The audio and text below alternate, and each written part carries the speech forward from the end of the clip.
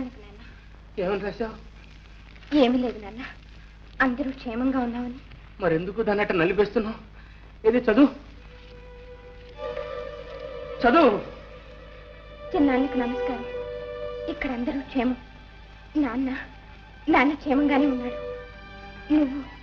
నువ్వు BA pass అయ్యి జయ, అదేనా నువ్వు రాసింది?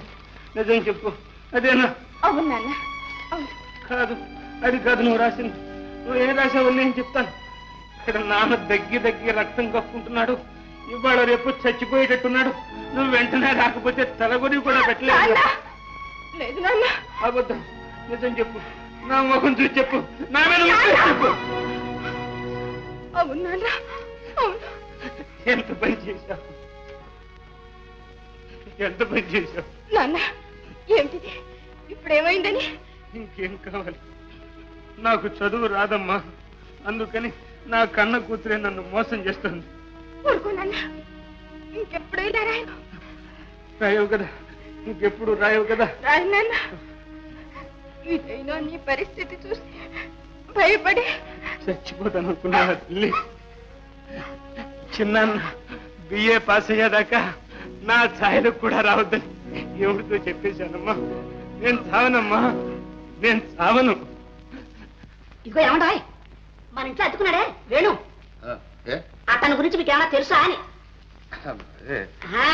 నేనంతా తెలుసుకున్నాను. ఏమో అనుకున్నాను కానీ ఆ కుర్రాడు ఉన్నాడే, కాంతం పాపం చాలా బీద కుర్రవాడు. అంచేత నేనే. బీదవాడైతే ఏమండి, రత్నం లాంటి కుర్రాడు. ఒక చుట్ట బీడీ సిగరెట్ కనీసం తమలపాకులు కూడా వేసుకోడే. చూసారా, దొడ్లో మేము ఇంతమంది ఆడవాళ్ళని తిరుగుతూ ఉంటామా? కనీసం తలెత్తన చూడండి. అయితే కాంతం, అతని గురించి నువ్వు తెలుసుకున్న విషయాలు ఇవేనమాట. బ్రతికాను రా దేవుడా. నీ వాటం చూస్తే అతని పెళ్లి కాకపోతే శాంతి ఇచ్చి పెళ్లి చేసేట్టున్నావే. ఓ నిరభ్యంతరంగా. కానీ మనకు ఆ అదృష్టం లేదే. అతనికి ఇదివరకే పెళ్లి అయిపోయింది కట్టండి. అవునవును, ఆల్రెడీ అయిపోయింది కదా.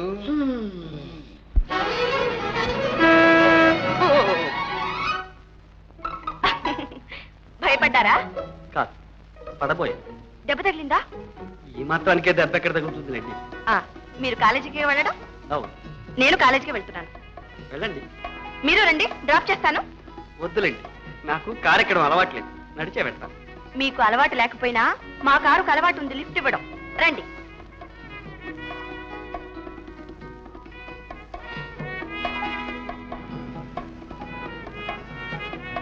ఏమండి, ఏమండి? మీ భార్యని పుట్టింటికి పంపించామన్నారే, ఏమైనా ఉత్తరాలు వస్తున్నాయా అండి? అండి, ఓ వస్తాయి, రోజు వస్తాయి. మీరు మా ఇంటికి వచ్చినప్పుడు అప్పుడే 7వ నెల అన్నారు. మీరు వచ్చి 3 నెలలు అయింది. 3 నెలలు అయిందండి. 3, 7, 3, 7, 10 అండి. 10 నెలలు అయిందనమాట. అయితే డెలివరీ కావాల్సిందనే. అవును, డెలివరీ కావాల్సిందేనే. ఈ పాటికి అయిపోయే ఉంటుందండి. ఏమండి, కాలేజీ వచ్చేసింది, గేట్ దగ్గర ఆపుతారా? నేను దిగిపోతాను. ఓకే.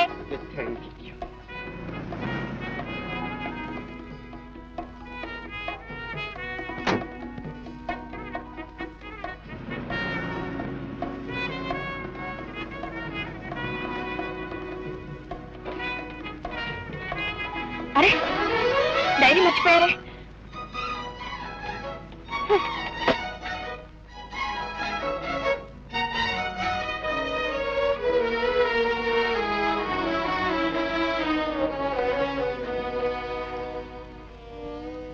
ఈరోజు హాస్టల్ రూము ఖాళీ చేశాను. ఆనందరావు గారి బలవంతం మీద నాకు పెళ్ళైనట్లు ఆయన భార్యతోనే అబద్ధం చెప్పాను. అబద్ధమా? అవును, అబద్ధమే. ఇదే నా జీవితంలో మొదటి అబద్ధం. ఈరోజు బస్సుకు డబ్బులు లేవు. కాలేజీకి నడిచే వెళ్ళాను.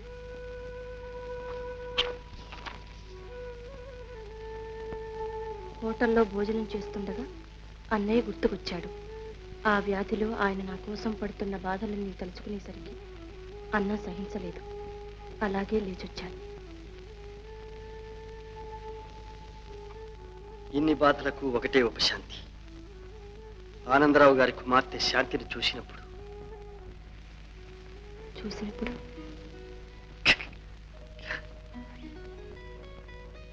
నాలో ఏదో ఉత్సాహం, ఆనందం.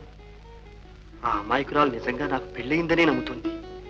నిజం బయటపెడితే నన్ను ఎంత నీచంగా అనుకుంటుందో. ఈ దిగులతో నాకు రాత్రి మగళ్ళు నిద్ర పట్టడం లేదు. ఏదో బాధ. నిద్ర పట్టడం లేదే, ఎందుచేత?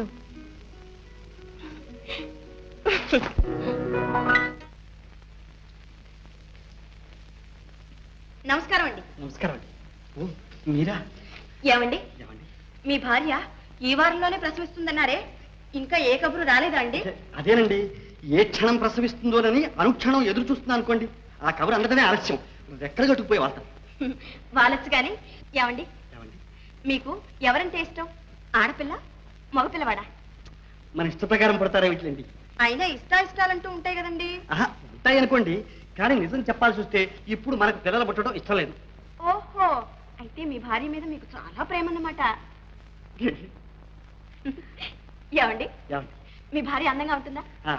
ఏమందాలండి, ఏదో పల్లెటూరు రకం అని ఉంటుంది. అయితే నాలాగా ఉంటుందన్నమాట. అదేమిటండి? నవ్వండి, చూడండి. మీరెక్కడ, అది ఎక్కడ? Sir Telegram. నాకా?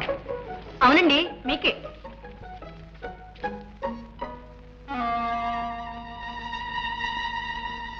అదేమిటండి, కవర్ విప్పకుండానే కంగారు పడతారు? ఏం లేదండి, మా అన్నయ్యకి ఏమైనా. ఇలా ఇవ్వండి, విప్పు చూస్తే తెలుస్తుందిగా.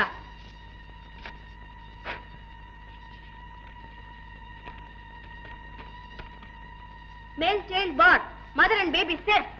ఏమండో, మనం అనుకుంటున్నాం లేదు, ఇంతలోకే పుట్టాడు వంశోద్ధారకుడు, పురుష సింహం. ఉండండి, అందరితో చెప్పొస్తాను. ఏమండి ఏమండి ఏమండి, అమ్మ తల్లి శాంతమ్మ. మై గాడ్, ఏమిటి ఈ వైర్? ఏమిటి వైర్లు? ఈ బిడ్డ ఏమిటి? మనకేమిటి? All confusing.